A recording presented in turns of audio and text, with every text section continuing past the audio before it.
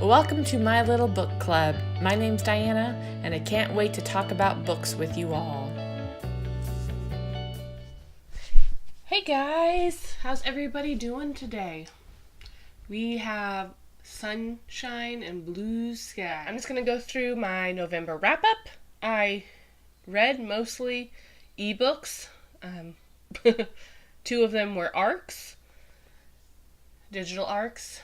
So I don't have a lot of pretty covers to show you, but I'll do my best. The first one up is Wind and Glass, Fire and Stone by, and I'm going to butcher this and I'm so sorry, Kulina Sproka. So it's actually a really pretty cover when it's in color. You guys will have to go look it up. I really enjoyed this read. I gave it a 5 stars. It was pretty incredible. She's released this before as 3 separate books, and she re-released it as one book that's in 3 parts. You get part 1, part 2, part 3. And this book did not disappoint. It was so amazing.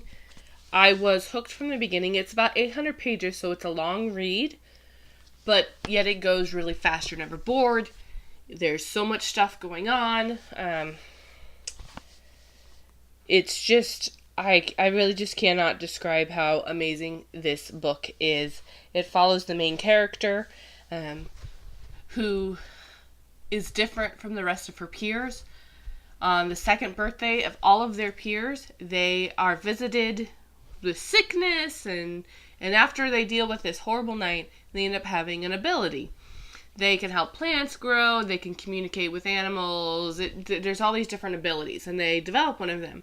But this main character, she did not get any. But on her 17th birthday, she ends up being visited with this power, and she gains her first power.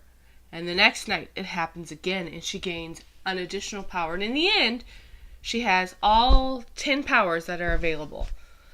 And nobody else has ever had that. And she wants to figure out what's going on. She was adopted, so she doesn't even know who her parents are biologically. And she wants to go to the capital to find out what's going on. And on her way there, she ends up stuck in the land between the world of the original humans, which they were told was destroyed, and that nobody had lived through that. She discovers there are people there, and that her people have actually been lying to her and all of the rest of them in her community for their entire lives. And while they preach peace and no violence, turns out they haven't been actually practicing that. And it just tells this incredible journey of this amazing, strong woman who has to learn the truth, who has to fight for what's right, and it's just really amazing, and she did a great job, and I highly recommend that you take a moment to read this book, because you will love it. The next book that I read was Black Arts, Tarts, and Gypsy Carts by Erin Johnson. It's a part of the Spells and Caramel series. This is book 2. I finished book 1 back in October. It was the book of the month for my book club on Facebook. And I just fell in love with all of the characters, so I had to keep reading the series. There's 7 books out right now, and book 8 is coming out soon. Very soon. So I'm not quite all the way there yet for December for the new book, but that's okay. They're really short, really easy reads, but so entertaining, so cute. This follows Imogen and her baking crew and her awesome flame Iggy, who is quite a character, and they're running a booth at the carnival, a magical carnival, and there's a murder, and somehow Imogen and her friends find themselves in the middle of this, trying to save the innocent person who's been taken to jail. So, just really right back to all the other, just like the first book. It's great, it's funny. like so cute. Definitely highly recommend it. The next book that I read was Mermaid Fins, Winds, and Rolling Pins. I was on a roll, so I went ahead and read the next one. They had been on sale. Awesome book. This one follows, they go into the underwater world of the mermaids, and they're going to bake for the mermaid princess. She's engaged. They're going to have a celebration, have the wedding, and they wanted the bakers from this kingdom, Imogen and her crew, to come bake for her. And once again, there's a murder, and you have to follow along and try to solve what happened. And just really, really well done. Lots of humor. I really enjoyed the way that the author wrote about this world and the magic in this world and how they can go from mermaid to human.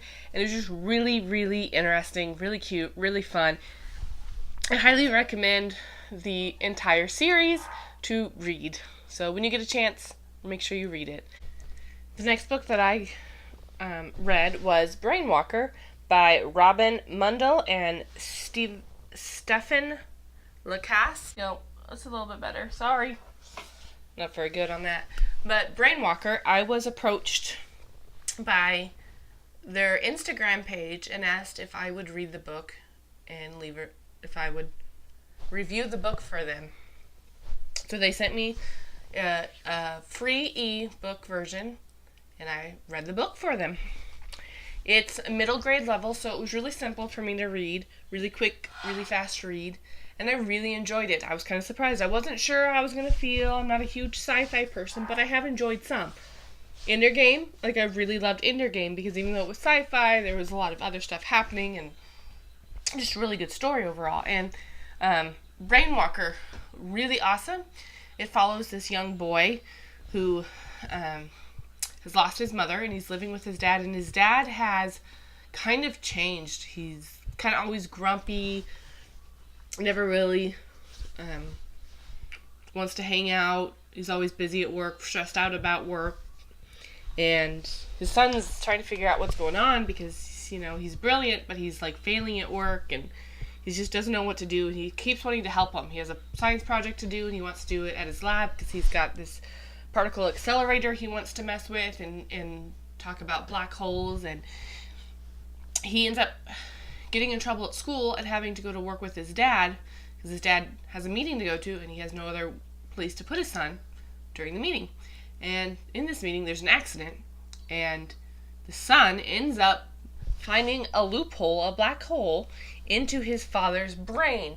He discovers that his dad's brain is actually falling apart, and there's something wrong with it.